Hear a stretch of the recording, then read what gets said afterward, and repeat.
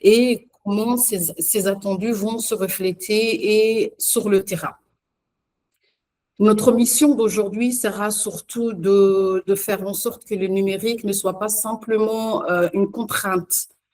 Pour beaucoup d'enseignants innover devient une contrainte parce que soit ils ne sont pas habitués à la technologie et au numérique, soit ils ne savent pas l'utilisation et la manipulation, soit ils savent, mais ils ne savent pas comment l'utiliser de manière très efficace.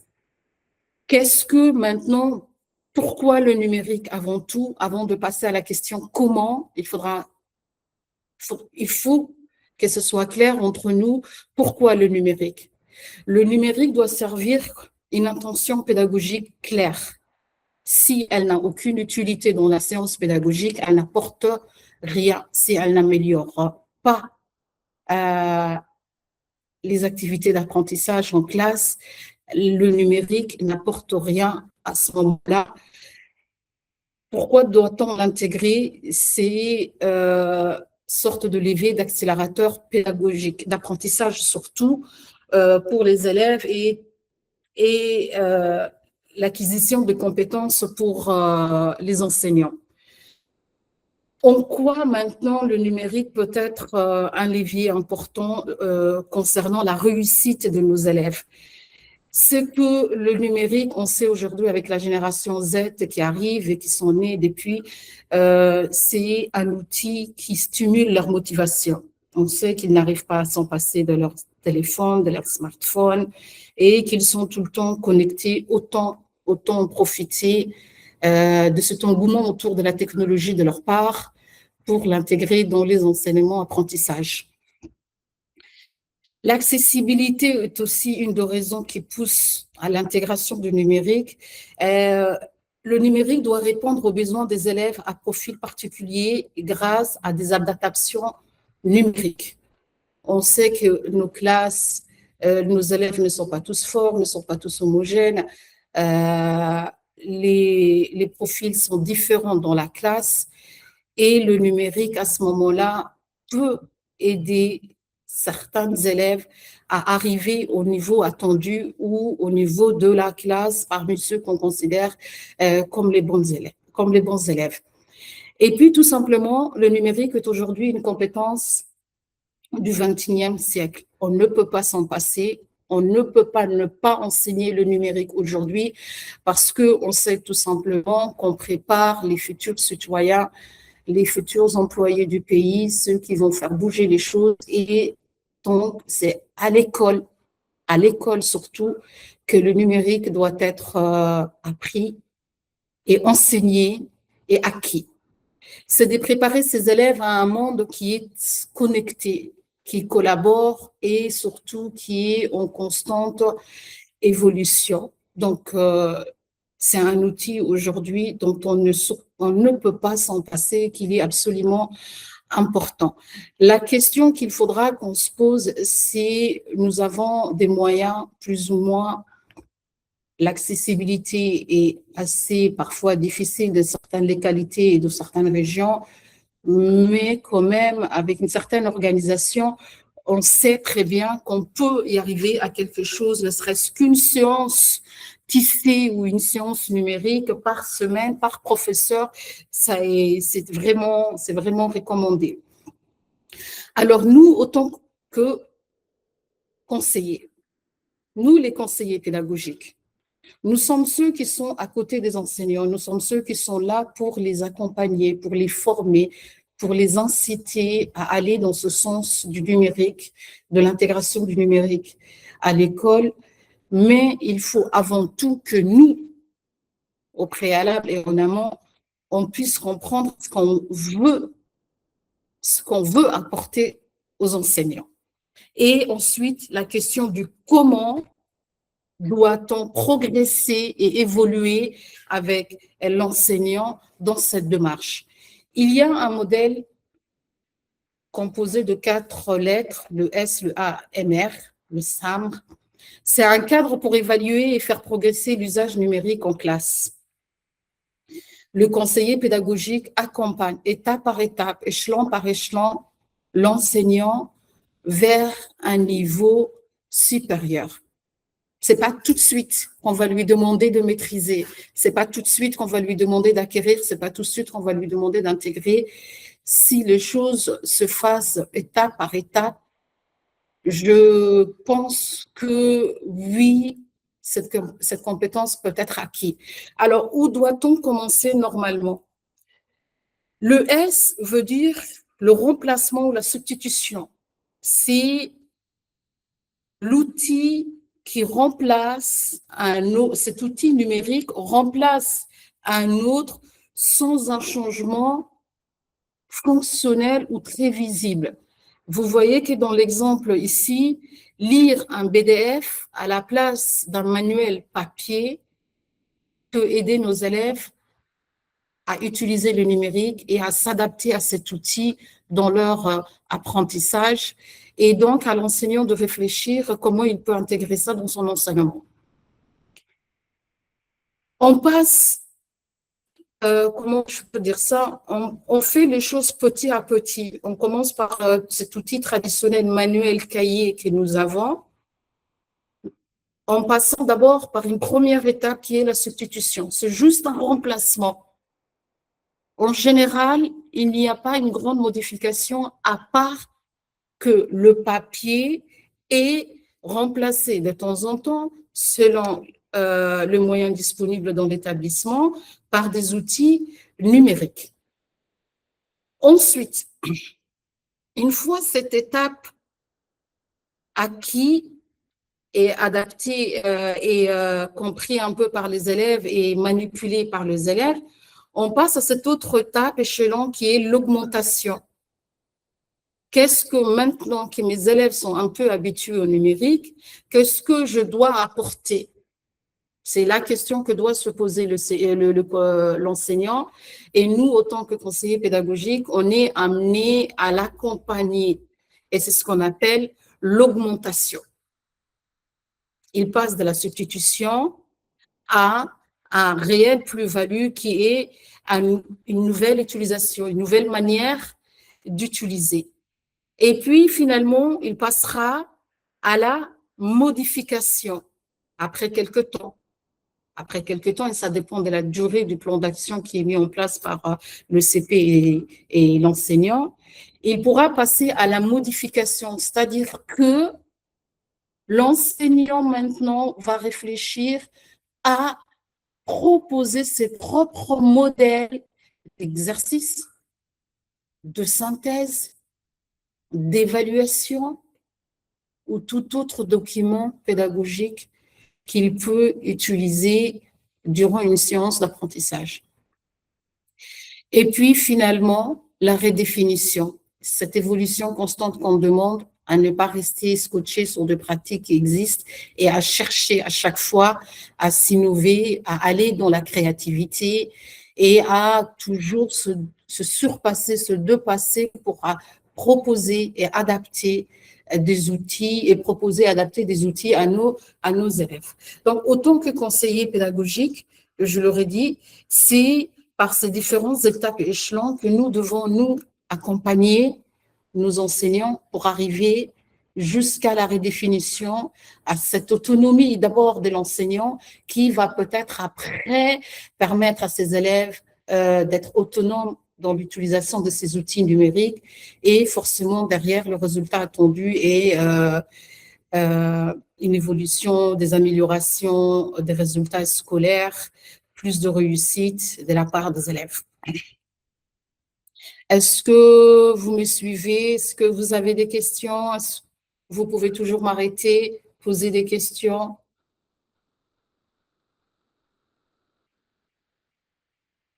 C'est bon, tout va bien?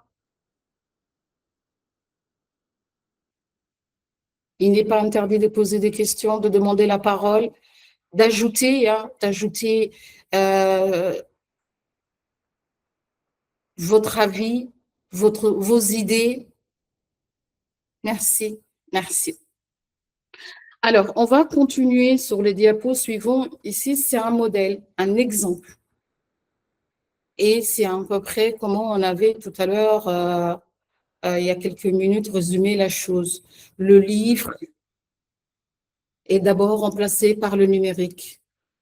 Je peux vous donner le cas de l'exemple de la discipline informatique au collège. Nous n'avons plus de manuel, nous avons un manuel, nous n'avons plus de manuel papier, c'est un manuel numérique. Et c'est clair qu'au début, ça a été un peu difficile pour les élèves, difficile peut-être pour les enseignants qui, eux, ont appris à travailler lorsqu'ils étaient des élèves avec des manuels. Et avec le temps, aujourd'hui, on voit que cette difficulté est dépassée parce que cette étape de substitution, nous avions pu le dépasser avec un manuel numérique. Ensuite, on passe de la simple lecture à l'augmentation. C'est l'élève lui-même qui commence à travailler sur cet outil traditionnel avec des améliorations, des feedbacks. Le manuel ou l'application ou l'outil informatique lui renvoie des résultats à la place de l'enseignant. Il sait là où il a faussé, là où il a réussi, et il peut se relancer, s'auto-corriger, recommencer, ce qui n'est pas faisable lorsque la séance est une séance traditionnelle, va-t-on dire. Ensuite, on sait que derrière cette augmentation, cette étape, il y a le gain du temps. Les activités qui se réalisaient en 15 minutes, un quart d'heure, 20 minutes, plus la correction, la restitution, la consolidation, va avec la technologie diminuer, ce qui va donner à l'enseignant plus de temps pour proposer d'autres activités de travail aux élèves. Ensuite, on passe de cette étape très simple à la modification. La tâche est significativement redéfinie pour tirer parti des possibilités du numérique. On va sur des outils de collaboration, de feedback, des outils numériques où les élèves peuvent travailler en groupe, discuter, et réellement, on constate à ce niveau-là que l'autonomie, l'élève devient actif de son apprentissage et donc l'autonomie s'installe. Et puis l'étape de la redéfinition où l'enseignant est amené à réfléchir encore pour encore et encore améliorer les niveaux de ses élèves. Donc la flèche ici montre une amélioration au niveau de ces deux étapes, de ces deux échelons, et puis une transformation réelle et visible au niveau de ces deux autres, qui est la modification et la définition. Et c'est dans ce sens, ce que je pense, ce que je conseille aussi, et c'est dans ce sens que nous devons amener à accompagner nos enseignants. Avec ce modèle-là, et vous pouvez aussi proposer tout autre moyen ou stratégie que vous adoptez avec vos enseignants pour les accompagner à intégrer le numérique. Ensuite, est-ce que vous avez des questions, s'il vous plaît? Je pense que j'ai un problème de connexion. Est-ce que vous m'entendez?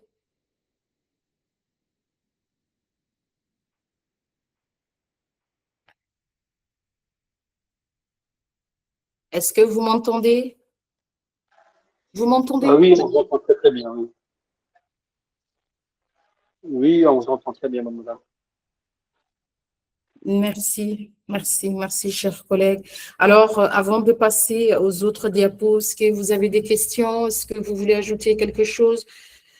C'est très important d'interagir dans les visios, sinon ça devient très monopole, très unilatéral. Sans interaction, ça manque de sens, en fait.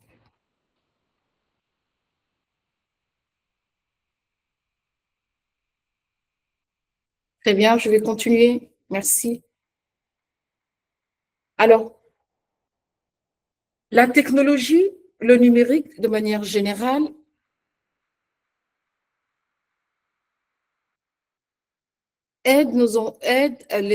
doit aider les enseignants surtout à opter pour la pédagogie différenciée. Et c'était un sujet et un thème qui a été très bien présenté par Madame Rodan il y a quelque temps. La différenciation pédagogique ou la pédagogie différenciée, grâce aux études numériques, peuvent accélérer énormément de choses dans les classes, surtout améliorer les résultats et les niveaux de nos élèves. Et ce que je vous propose ici, ce sont des outils qui existent déjà. Parce que quand on parle de numérique, beaucoup pensent qu'il faut absolument créer quelque chose. Non, on peut toujours utiliser ce qu'il y a pour arriver à cette création et à cette conception. Donc, commencer déjà par ce qu'il y a et les adapter et le rendre plus flexible. Et c'est aussi une manière de transformer, de participer à la transformation numérique dans l'éducation et dans les apprentissages. Alors, ici, vous avez plusieurs outils, pas tous, hein, mais j'ai pris quelques exemples pour tout ce qui est évaluation formative, une application qui est un outil numérique qui est le plus utilisé, qui est Pickers. Son mode de connexion, c'est l'enseignant tout simplement qui a besoin d'une connexion Internet. L'enseignant tout seul a juste besoin d'une connexion Internet, c'est-à-dire qu'avec son téléphone, il peut tisser une séance, intégrer le numérique, innover une séance juste parce que l'enseignant a un téléphone connecté, tout simplement. La question que vous allez vous poser, c'est comment les élèves peuvent. Les élèves participent et profitent de cette innovation tout simplement grâce à des cartes QR-code qui est distribuée qu'une fois par année. Les élèves le gardent et l'enseignant, à chaque fois qu'il aura préparé l'évaluation formative grâce à cet outil, ils ressortent leur carte et avec le logiciel, il fait quelques balayages, pas quelques balayages, mais il fait le balayage de tous les élèves qui auront utilisé, qui auront levé et répondu avec leur carte QR-code. Et un feedback est automatiquement retourné à l'enseignant et au bout de quelques minutes, 1 ou 2 minutes, il peut évaluer sa classe sur les points forts et ce qu'il faut réajuster et remédier tout de suite. Donc, c'est un outil important, un outil qui est idéal lorsqu'on veut un feedback immédiat et rapide. Si le temps nous permet, peut-être pas aujourd'hui, mais on pourra tout simplement travailler, se former nous-mêmes d'abord pour pouvoir après le proposer à nos enseignants.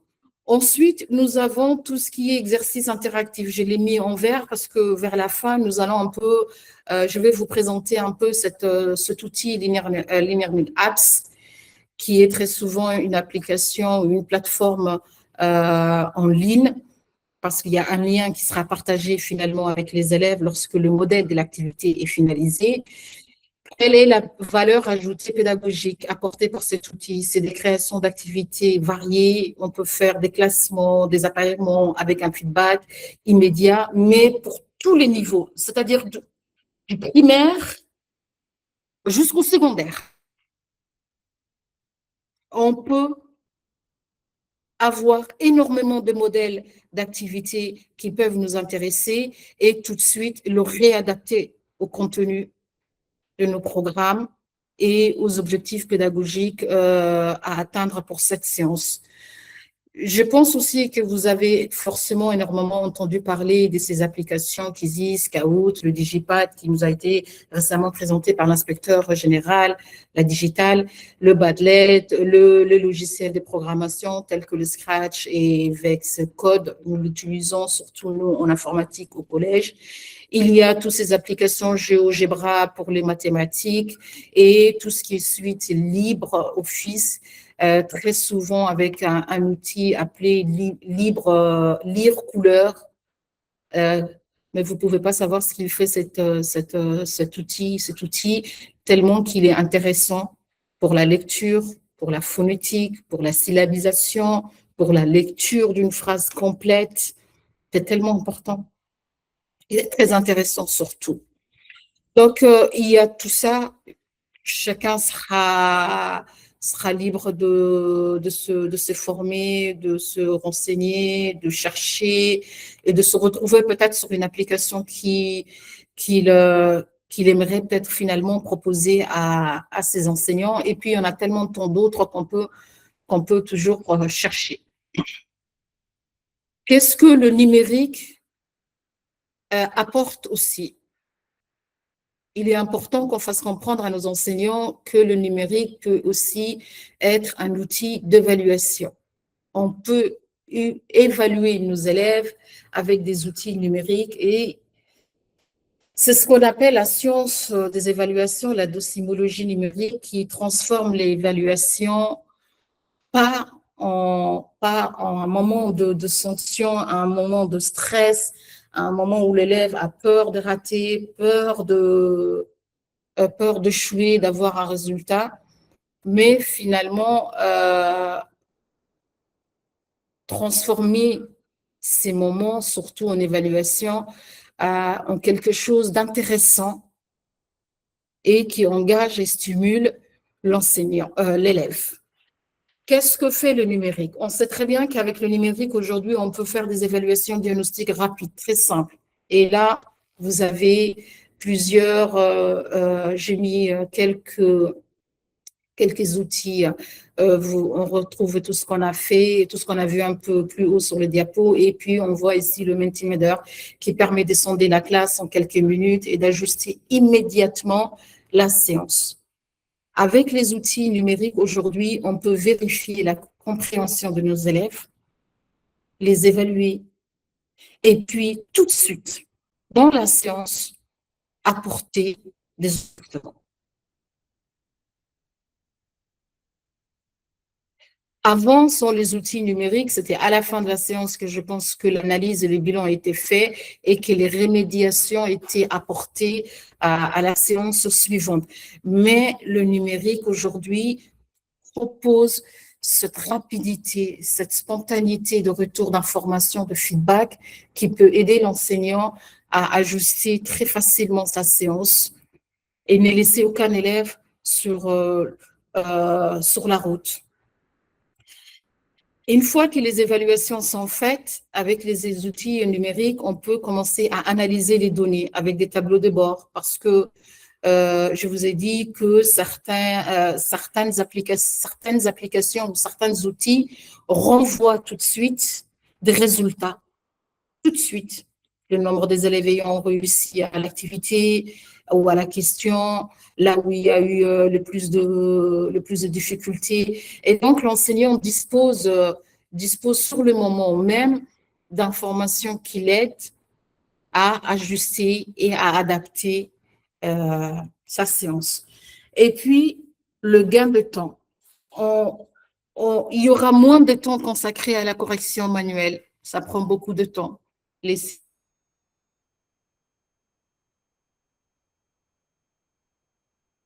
S'auto-corriger, puis apporter des améliorations, ça prend énormément de temps et la technologie, on sait très bien qu'on peut qu'on peut gagner énormément de temps et dédier davantage le cours à l'accompagnement individualisé parce que à côté, nous aurons eu avec ces outils des retours d'informations, des analyses pédagogiques.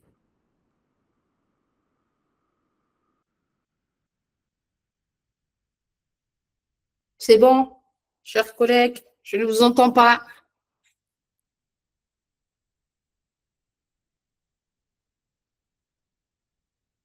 Il faudra me confirmer parce que j'ai un problème de réseau ici.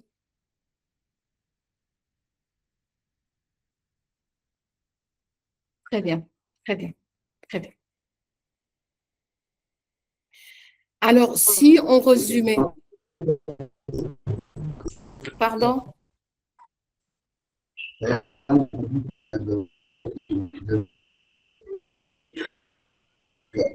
ne vous entends pas très bien.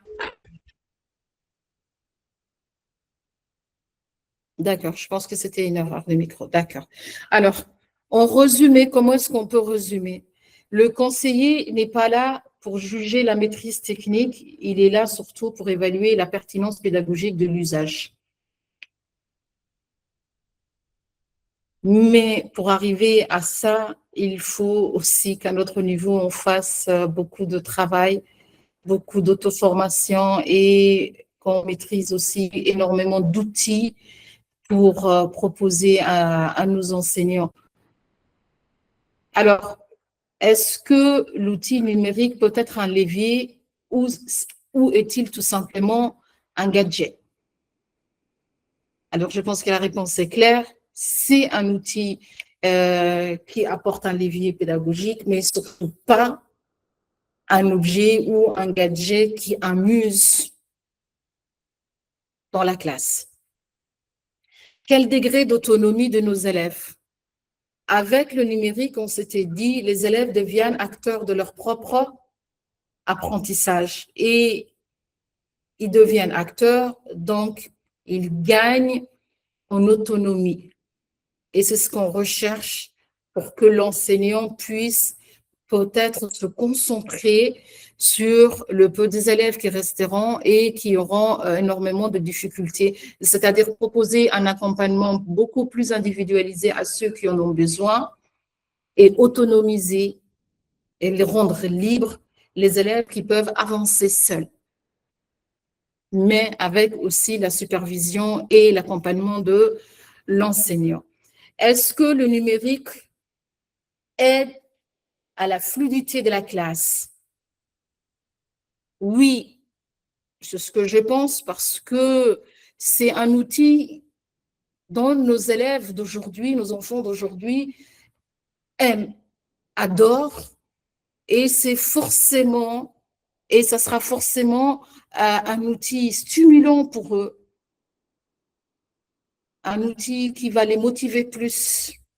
Et un élève motivé est un élève qui est et sera intéressé. Et quand il est intéressé, on sait très bien qu'il suit, qu'il écoute, qu'il apprend, qu'il évolue et qu'il s'améliore aussi. Et c'est tous les attendus de notre système éducatif. On va aller très vite. Après, il y a des stratégies bienveillantes. Ces stratégies bienveillantes aussi passent par des politiques de petites étapes.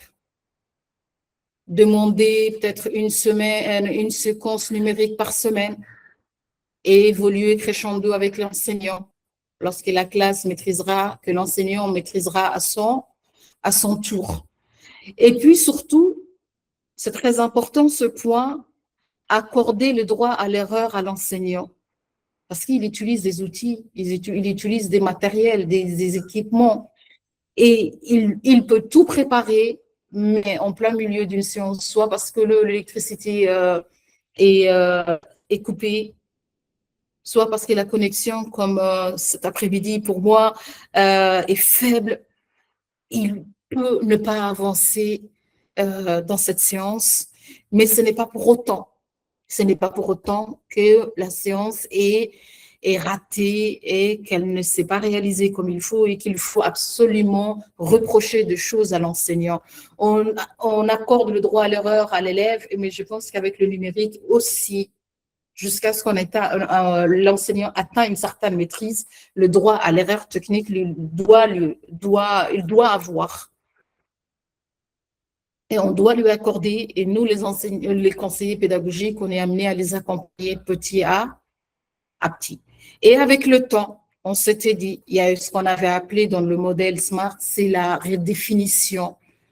Il est parti d'un moyen très simple, d'une étape où c'était basique, c'était tellement traditionnel que l'enseignant va aller dans sa créativité et construire sa propre banque où chaque discipline pourront à ce moment-là construire leur propre banque de ressources qu'ils peuvent le partager entre eux grâce au numérique.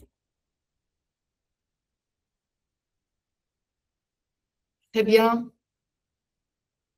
J'ai terminé la première partie de la visio de cet après-midi. Est-ce que vous avez des questions? Je continue. Merci.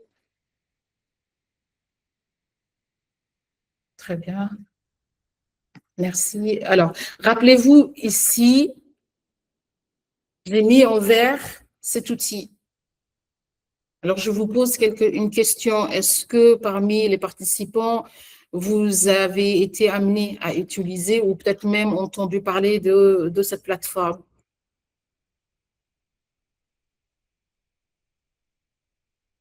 Un pouce vers le haut, oui, parce que vous avez soit entendu et utilisé déjà avec vos enseignants, soit non. Alors, un participant à lever, oui, d'accord. Donc, pour les autres, c'est nouveau, très bien, il n'y a pas de souci. Alors, cet outil est une plateforme disponible en ligne dans le monde et très accessible. Cette plateforme a révolutionné l'apprentissage interactif. Je partagerai ces diapos et ici, vous allez voir, c'est le lien qui va vous rediriger directement vers cette plateforme et la page d'accueil directement. Alors, on va passer très vite. L'heure numérique dans l'éducation, c'est la transformation digitale. On le sait, c'est l'innovation continue et c'est des apprentissages actifs où on laisse l'élève à apprendre par lui-même et à se renforcer et à s'améliorer. Quelques exemples de modèles d'application ou d'exercices disponibles sur cette plateforme. On a par exemple tout ce qui est sur le vocabulaire. Ça peut être utilisé pour la discipline française, ça peut être utilisé pour le niveau primaire. Et il y a des exercices tellement intéressants, associer des mots, associer des images et des images pour apprendre du vocabulaire de manière visuelle et mémorable. Après, il y a aussi des exercices ou des applications, comme on appelle dans cette plateforme, des questions interactifs, des questions à choix multiples pour tester la compréhension des élèves et apporter après des rémédiations et des réajustements. Il y a par exemple aussi le jeu de tri gamifié en fait, et qui ressemble énormément à ce jeu téléchargeable sur nos téléphones Android et que les élèves adorent jouer. Par défi, ils sont portés et ces modèles d'exercice ou ces modèles d'application sur cette plateforme, ressemblent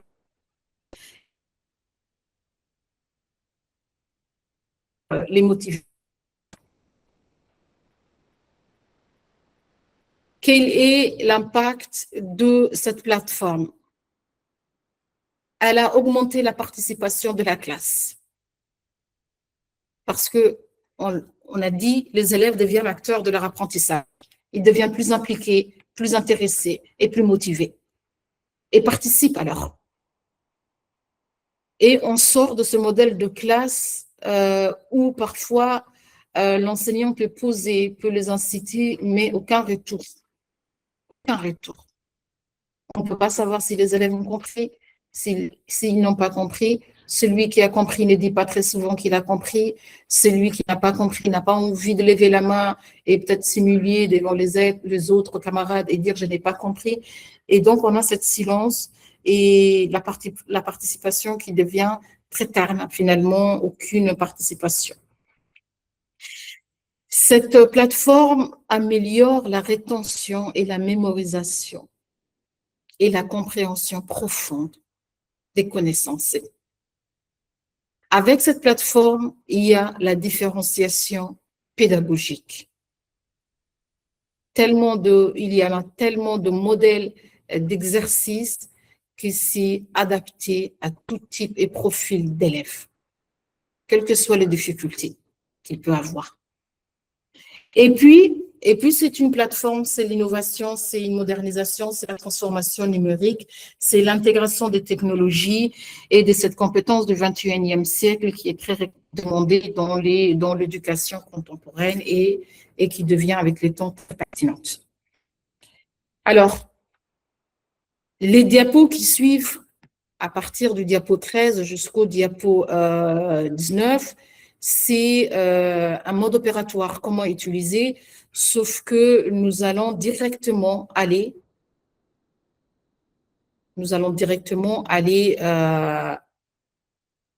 sur... est-ce que vous voyez...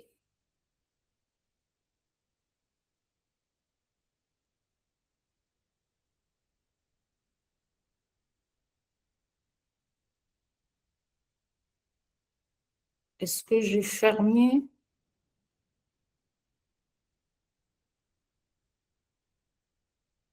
Est-ce que vous voyez mon écran? Non? Oui, on voit l'écran, mais il y a toujours il y a le PowerPoint.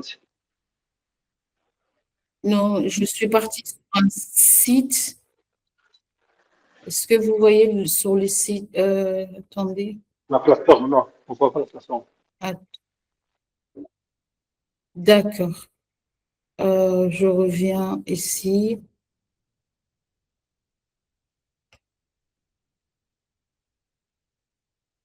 Je dois changer le partage, présenter un autre contenu. Alors, et maintenant, s'il vous plaît, est-ce que vous voyez mon écran? Oui, très bien. Oui. Là, vous voyez mieux? Je suis sur la plateforme, vous voyez? D'accord.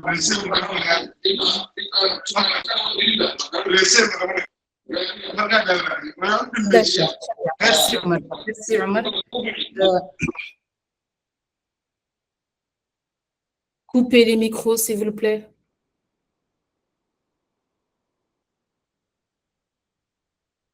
Alors, là, je pense que j'ai un problème de connexion. Il me demande de me reconnecter. Allô, allô?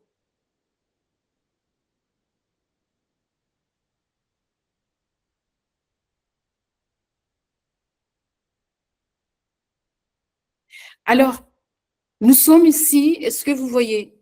Ici, c'est la page d'accueil de la plateforme. D'accord. Alors, ce que vous voyez ici sur mon écran, c'est la plateforme linearapps.org, c'est le site à l'adresse URL. Il suffira de le mettre directement. Vous tomberez sur cette page qui est très intéressante. Surtout ici, lorsqu'on clique sur ce menu parcourir les applications, il y a toutes ces rubriques qui sortent. Et là, vous voyez qu'il y a énormément de disciplines. Ce que vous voyez.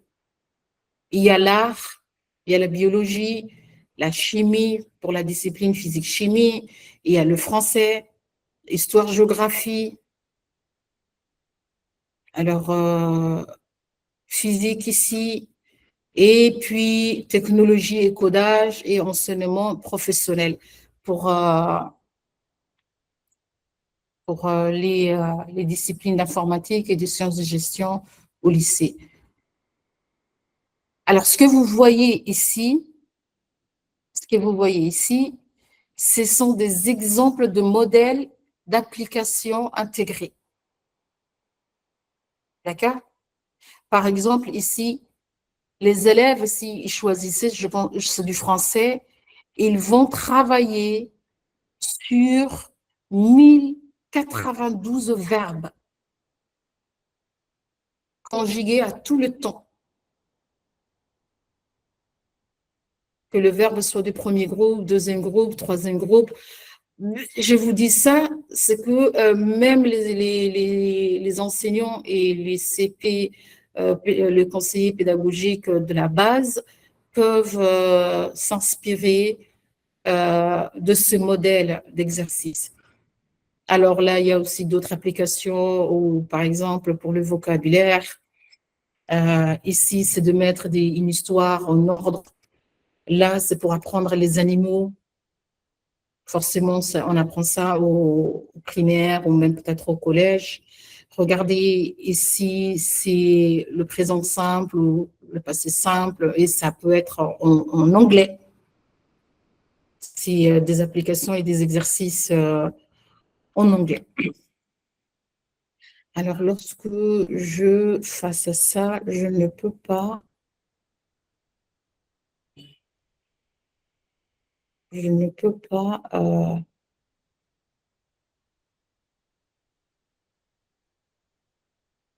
faut que je retourne.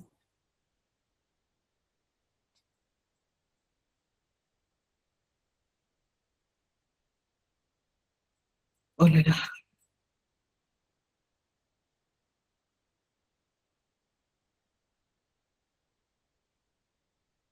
j'ai quelques difficultés, excusez-moi, chers collègues. Alors, on a dit que c'est une application très simple. Est-ce que vous voyez mon écran? Non? Est-ce que l'écran est visible? Je suis revenue au slide. Non?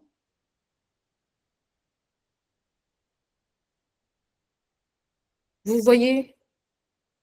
Je suis un tout petit peu perdue.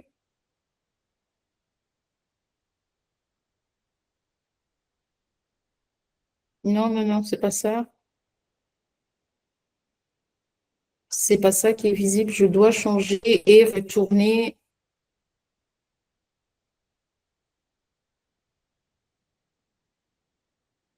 D'accord. J'y étais. Alors, c'est une application qui demande d'abord à se connecter pour avoir un petit espace à soi pour chacun euh, et se connecter avec un mail et un mot de passe personnel. Et c'est une plateforme qui ne va pas dans un formulaire d'inscription très long qui demande des informations qui ne sont pas intéressantes, votre date de naissance par exemple, les numéros de téléphone, la région où vous habitez, le pays, mais très simplement avec un mail et un mot de passe qui existe déjà et que vous utilisez, vous pouvez vous connecter et avoir votre propre espace. S'il vous plaît, est-ce que vous voyez? Est-ce que vous voyez? D'accord.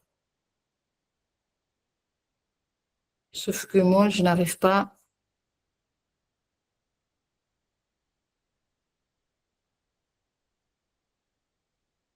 Alors là, regardez, on s'était dit tout à l'heure, il y a quelques minutes, qu'avec cette application, on peut créer énormément de choses. Ce n'est pas très visible, je ne sais pas, mais pour moi, non, ce n'est pas très visible. La bande passante devient très faible et à ce moment-là, la visibilité et la qualité de l'image diminuent. Oh là là.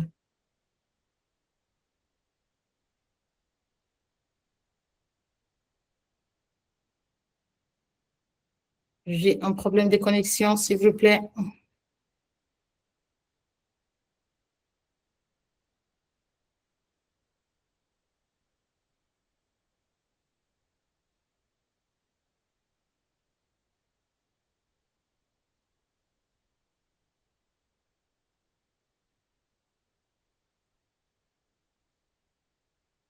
Est-ce que mon écran est visible? Est-ce que vous voyez mon écran?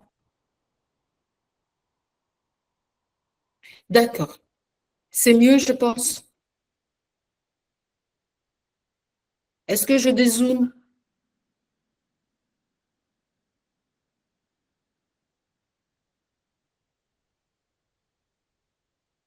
Alors, là, découvrir des applis, ce sont des applis qui existent déjà. Ce sont des modèles d'activités ou d'exercices intéressants, quel que soit le type, qui existent déjà. Et il suffit que le modèle, que l'enseignant apprécie un modèle ou aime un modèle pour le réadapter très facilement à, à son programme ou au contenu de sa séance, de sa séquence pédagogique. On peut modifier, je le redis, on peut modifier ou bien créer une application similaire lorsque, par exemple, vous le conseillez, vous recommandez, par exemple, à l'enseignant, il peut tout simplement utiliser ces modèles et créer un même qui est similaire, mais adapté à un autre, au curricula de la discipline, au programme et surtout aux objectifs pédagogiques dont on cherche à atteindre. Ce sont des modèles d'exercice très, très, très intéressants et je vous invite à vous connecter et, et à surfer et à apprécier. Et puis ici, créer une application. C'est-à-dire que l'enseignant ou même le conseiller pédagogique peut créer son propre exercice, son propre modèle exercice parce qu'il ne le retrouve pas, il ne le retrouve pas avec ici, avec cet outil. Donc, avec créer une appli, c'est qu'il faut forcément avoir une idée originale pour faire travailler les élèves avec le numérique. Penser ensuite à un modèle de représentation de cette activité. Passer ensuite à la phase de conception de cet exercice ou activité et puis finalement partager avec les élèves grâce à un lien. Et puis ça s'enregistre dans votre espace, ça se voit dans le monde, ça se retrouve sur cette application, sur cette plateforme, et on voit que c'est nouveau, et peut-être d'autres enseignants dans le monde, et des équipes pédagogiques ailleurs dans le monde peuvent réutiliser ce modèle.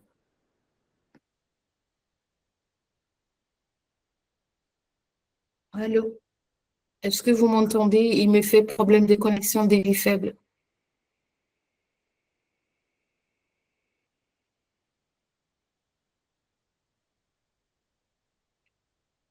Alors, ce que je vous propose maintenant, c'est que on a beaucoup parlé, on a beaucoup discuté, et j'aimerais peut-être m'arrêter un peu et vous écouter. Si vous avez des questions à poser, si vous avez des remarques à faire, si vous avez des expériences, si vous voulez discuter des expériences, mais sachez que tout ce qui est dit ici sera constructif pour tous.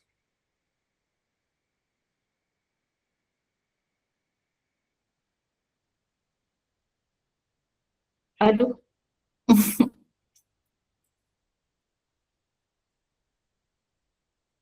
Je vous écoute.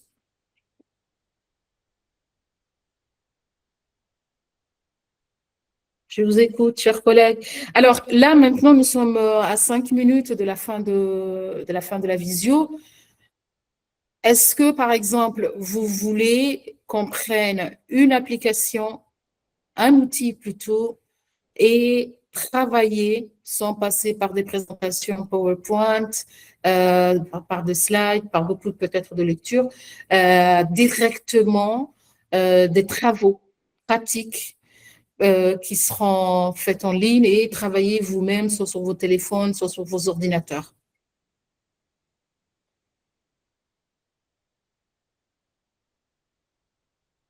Est-ce que l'idée vous convient qu'on puisse s'améliorer, se former, apprendre tous peut-être en même temps un outil qui peut être soit cet outil, cette plateforme, soit tout autre outil qui peut être présenté par un autre collègue?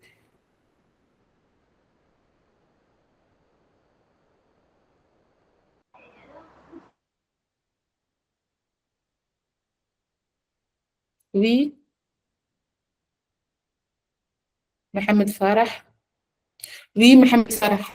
Qu'est-ce que vous voulez dire avec le pouce levé?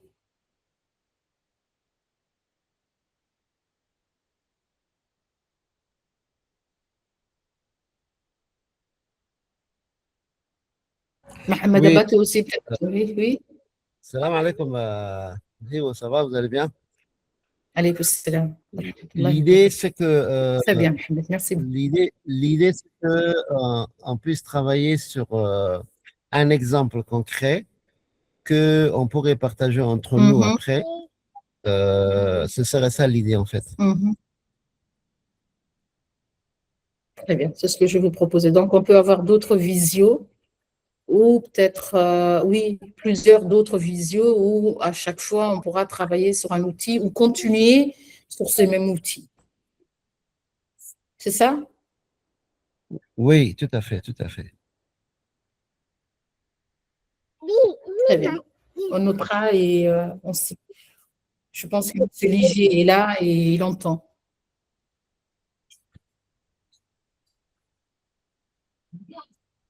Très bien. Est-ce que vous avez d'autres retours, s'il vous plaît? Oui.